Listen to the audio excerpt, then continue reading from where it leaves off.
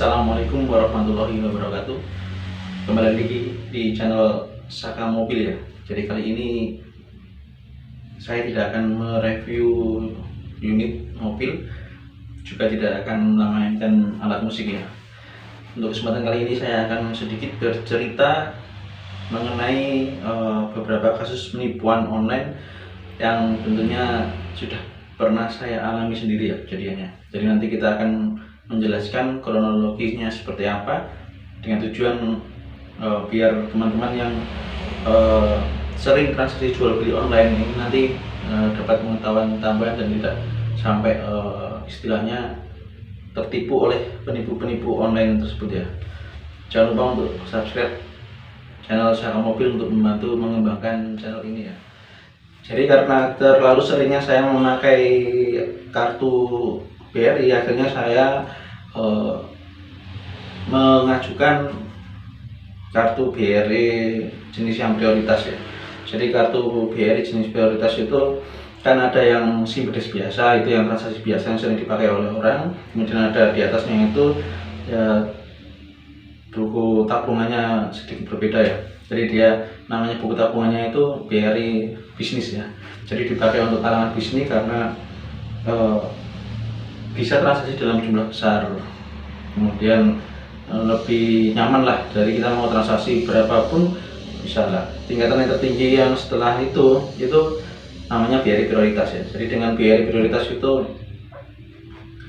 saya mendapatkan layanan prioritas dari BRI. Jadi misalnya mau ke unit BRI terdekat kemanapun se-Indonesia itu tidak perlu antri, kemudian istilahnya dijadikan pelayanan utama lah. Jadi saya dijadikan prioritas ya, kelebihannya di situ. Kemudian untuk ATM-nya sendiri transfer sampai ratusan juta itu bisa.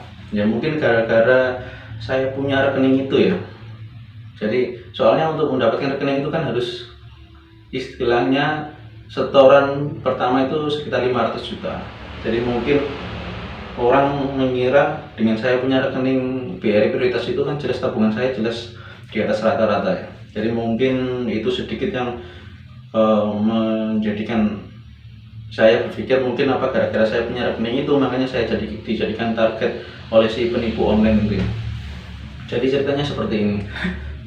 Sekitar beberapa hari yang lalu atau 1 mingguan kemarin itu ya, ada orang yang menelpon saya. Jadi orang tersebut itu mengaku dia berasal dari daerah di Bojonegoro ya. Jadi menelpon saya berminat dengan unit dagangan saya yang saya sebutkan saja ya. Kebetulan saya sebenarnya kan showroom Saka Mobil kan menjual mobil ya. Jadi kebetulan saya punya sepeda motor Ninja, itu saya pakai tiap hari dari rumah ke showroom. Jadi karena saya ingin ganti unit lain, jadi Ninja itu saya jual. Nah, kemudian saya iklan online dan ketemu si pembeli online ini tadi ya, yang mengaku dari Bojonegoro. Namanya tidak saya sebutkan, mungkin dia juga pakai nama palsu, bahkan identitasnya pun mungkin palsu juga ya. Jadi dia menelpon, habis itu terjadi tawar-menawar harga ya. Jadi dari harga yang sudah disepakati akhirnya deal dengan harga sekian. Kemudian si penipu dia mulai ya bahasanya itu pakai bahasa Jawa ya. Jadi bahasanya itu bahasa yang halus. Jadi saya tidak menaruh sedikit curiga sedikit pun ya. Jadi dia meminta share lokasi yang pertama, kemudian dengan alasan dianya sedang dinas piket, kan kebetulan mengakunya sebagai anggota kepolisian ya.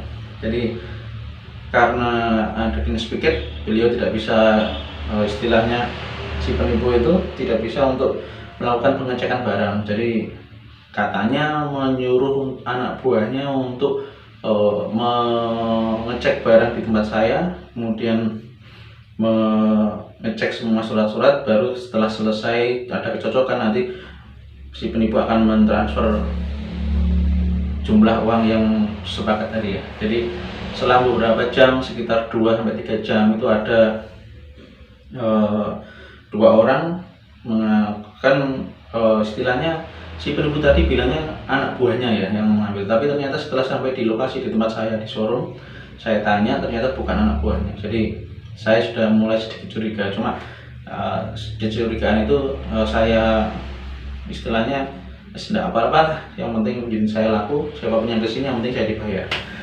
Ternyata saya tanya dia ekspedisinya dari Tuban ya. Dari percakapan saya dengan ekspedisi, saya sedikit percaya dengan ekspedisi karena orangnya begitu masuk ke showroom itu minta izin untuk sholat dan lain-lain. Jadi saya akhirnya tidak menaruh curiga kepada si ekspedisi ya, karena dalam hal ini ternyata ekspedisinya itu ternyata membantu saya nantinya. Jadi setelah ekspedisi nyampe, si penipu itu telepon saya. Jadi telepon, "Mas, ini anak buah saya sudah sampai di showroom, silakan sampean pandu untuk mengecek dari nomor rangka, nomor mesin, STNK, BPKB, dicek dengan unit. Kalau cocok semua nanti saya transfer." Saya juga tidak curiga ya. Jadi semua proses mulai dari pengecekan, kemudian pemberian istilahnya surat-surat, menunjukkan surat-surat itu dicek semua, tidak ada masalah. Si ekspedisi tadi telepon ke si pembeli, katanya sudah tidak ada masalah. Jadi si pembeli akhirnya, si penipu tadi telepon ke saya, "Oke Mas, sudah cocok, minta nomor rekening saya." Jadi orangnya minta nomor rekening saya kirimi nomor rekening saya. Jadi kemudian si penipu tadi meminta saya membuatkan kwitansi juga ya. Jadi kwitansi jual beli tadi ya. Jadi setelah beberapa saat si penipu tadi mengirimkan kartu anggota kepolisian dan bukti struk. Jadi bukti struk pembayaran transfer tadi ya. Saya juga mungkin tidak menaruh curiga, masalahnya kan rekening yang saya pakai kan terkadang untuk yang BRI kan sering trouble. Jadi saya anggap mungkin kok belum ada laporan mutasi masuk, mungkin ya trouble. Jadi saya juga cek mutasi juga tidak ada. Akhirnya saya kan bingung karena sudah ada bukti struk tapi sudah ada cek mutasi, saya tidak bisa. Kemudian si penipu meminta foto KTP saya untuk meyakinkan, istilahnya sama-sama meyakinkan. Yang penipu mengirim kartu anggota, saya mengirim KTP. Jadi kemudian saya cek mutasinya itu di link terdekat, ternyata juga cek mutasi tidak bisa, ATM saya itu istilahnya tidak bisa dipakai. Saya mikirnya itu mungkin trouble, jadi mungkin pada waktu saya pakai itu trouble, jadi saya tidak begitu berpikir yang negatif ya.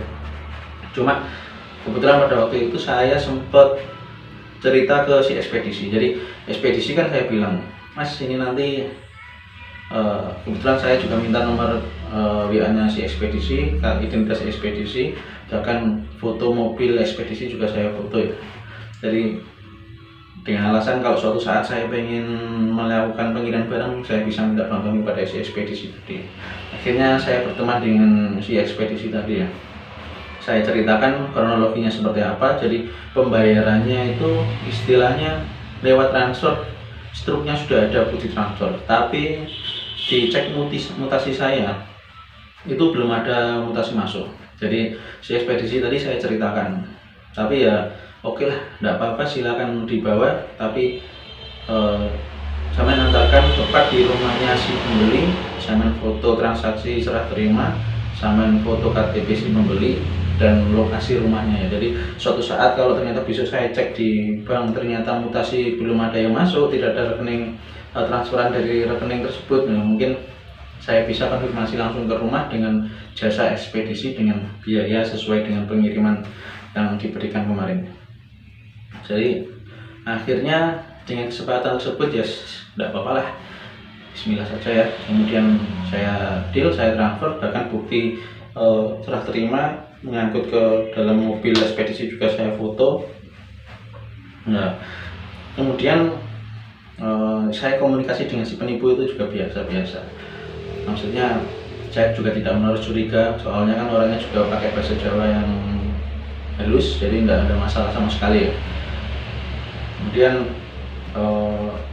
malam harinya itu ada seorang teman, istilahnya juga baru kenal ya. Jadi ada orang, tepatnya saya kan domisili di Nimbang Lamongan, orangnya dia domisili di kecamatan samping, beda kecamatan, itu ya ke saya. Jadi, "Mas, apakah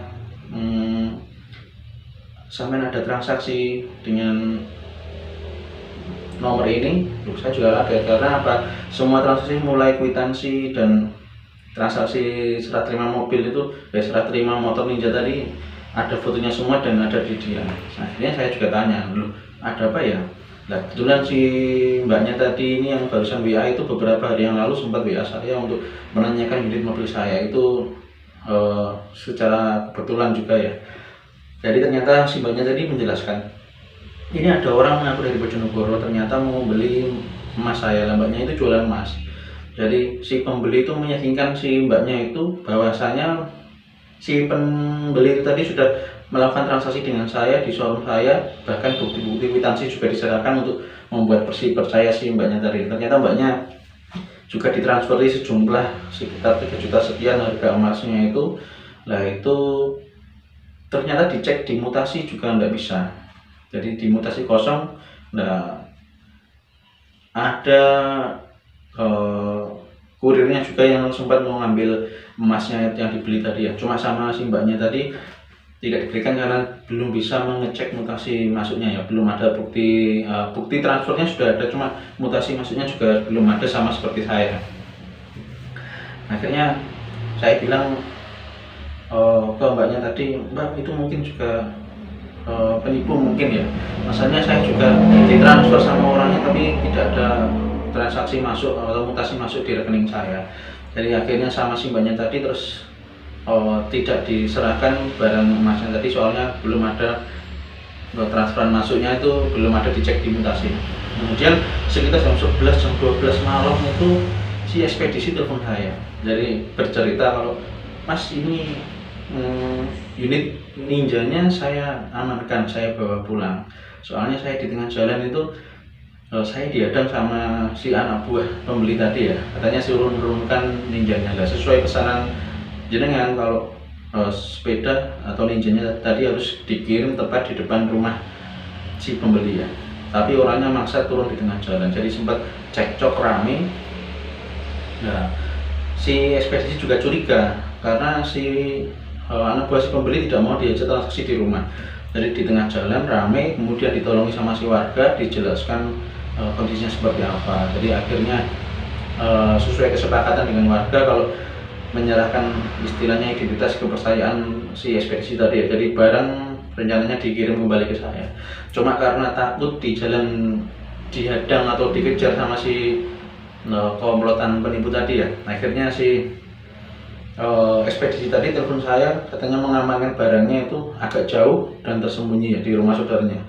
Jadi akhirnya paginya itu saya telepon, mas ini nanti jangan keluar dulu lah, sama sembunyi dulu, saya cek mutasi di BRI ya. Akhirnya saya ke BRI, saya cek mutasi juga masih kosong, tidak ada. Saya konfirmasi ke si ekspedisi, mas ini penipu, tidak ada transferan masuk, bahkan nomor WA saya juga sudah diblokir sama si pembeli tadi ya. Jadi saya sempat istilahnya sedikit panik ya, karena sudah merasa ada benar-benar ditipu ya. Untungnya si ekspedisi tadi masnya itu sudah memberitahu ke saya kalau ninjanya aman mas, saya sembunyikan. Jadi nanti rencana mau saya ambil ke rumahnya si ekspedisi, cuma mas ekspedisinya tidak mau karena daripada nanti saya ribet ke sana, beliau berani atau mau untuk mengantarkan ke tempat saya. Akhirnya siang harinya ninja saya diantarkan kembali ke showroom. Jadi saya sebagai istilahnya rasa terima kasih yang memberikan ganti rugi pengiriman untuk mas ekspedisi tadi ya. Kemudian dari masalah tersebut, jadi istilahnya saya setelah ada kejadian tersebut saya sharing dengan teman-teman showroom, ternyata ada modus seperti itu sudah lama ya, cuma ini baru kemarin menimpa saya yang seperti itu. Sebenarnya ada juga kasus modus yang lainnya, cuma ini nanti tidak saya jelaskan karena saya fokus di kejadian yang seperti ini tadi ya. Jadi untuk pelajaran bagi kita semua, jadi saran dari teman saya showroom, teman saya itu pernah menyarankan silakan pengaduan ke polsek aja mas, daripada nanti suatu saat atas nama showroom maupun atas nama jenengan dipakai untuk penipuan oleh pihak si penipu tadi ya. Karena akhirnya saya pengadukan ke polsek gitu ya, jadi membuat pengaduan kalau kasusnya kronologi seperti ini. Jadi suatu saat kalau ada proses penipuan mengatasnamakan showroom saya, itu bisa ditindaklanjuti lah istilahnya. Jadi intinya saya berjaga-jaga apabila nanti suatu saat nanti ada yang menipu mengatasnamakan saya ataupun showroom saya, itu bisa dipakai untuk bukti istilahnya, biar saya bisa punya bukti kalau identitas saya disalahgunakan oleh pihak si penipu tadi ya. Itu salah satu istilahnya modus penipuan ya. Jadi dari sekian modus itu banyak, mulai mungkin ada penipuan yang lewat telepon pakai gendam dan lain-lain juga ada. Jadi yang saya alami itu padahal saya juga sudah berhati-hati, bahkan bukti transfer seterusnya tadi saya kirimkan ke teman saya minta petunjuk apakah ini benar atau tidak. Ternyata kata teman saya juga asli, jadi bener-bener kertasnya itu asli, bahkan istilahnya editannya itu tingkat tinggi ya. Bahkan mulai dari setelah transaksi itu, internet banking saya juga mulai tidak bisa dipakai semua, blokir semua. Mungkin kejahatan si penipu tadi sudah istilahnya tingkat tinggi ya, dia bisa IT-nya juga bagus, bahkan bisa mungkin memasukkan KTA kepolisian tadi juga ya.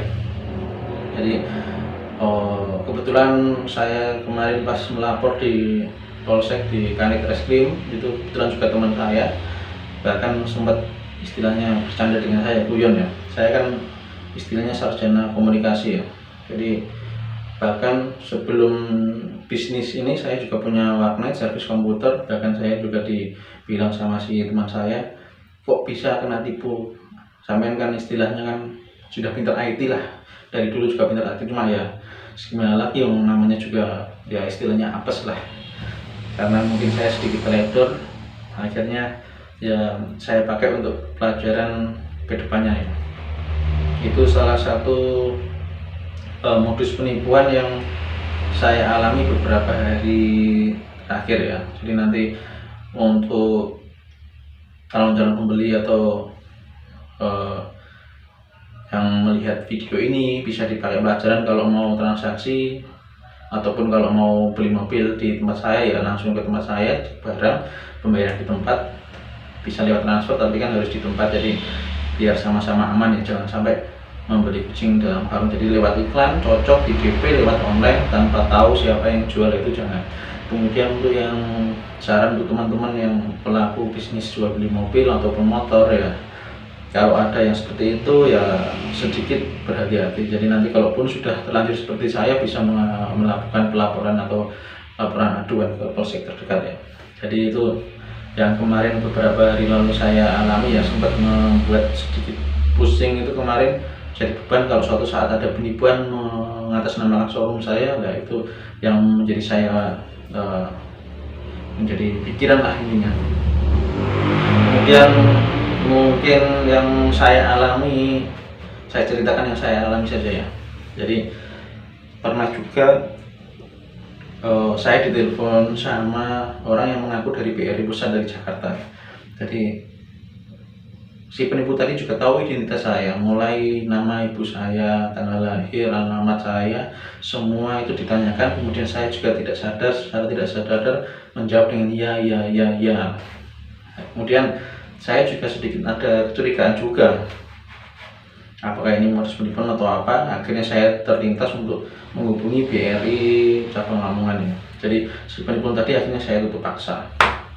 Ceritanya tadi si penipu pun menawarkan atau memberitahukan kalau rekening prioritas saya itu mendapatkan istilahnya ada keistimewaan lah. Jadi nanti kalau saya menyetujuinya itu nanti saya diproses, kalau rekening saya itu bisa mengajukan klaim kalau suatu saat misalnya saya sakit atau apa sejenis asuransi ya.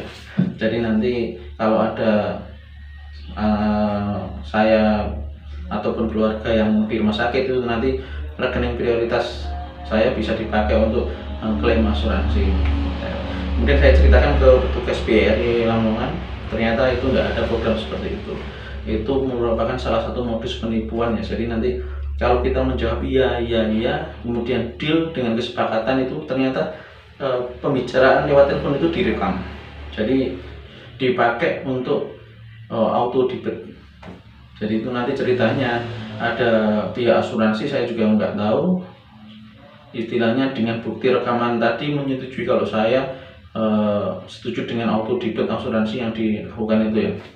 Itu kalau saya, menurut saya itu juga merupakan salah satu jenis penipuan, meskipun istilahnya mungkin nanti ada asuransi yang memberikan pelayanan istimewa kepada saya. Cuma itu tadi saya bilang, kalau auto debitnya mungkin jumlahnya besar ya mungkin saya merasa dirugikan ya.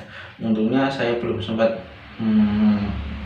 mengiyakan transaksi itu ya. Jadi saya dari BRI diwanti-wanti untuk tidak menjawab pertanyaan apapun kalau misalnya yang berhubungan dengan mengatasnamakan BRI ya, harus ke BRI terdekat saja.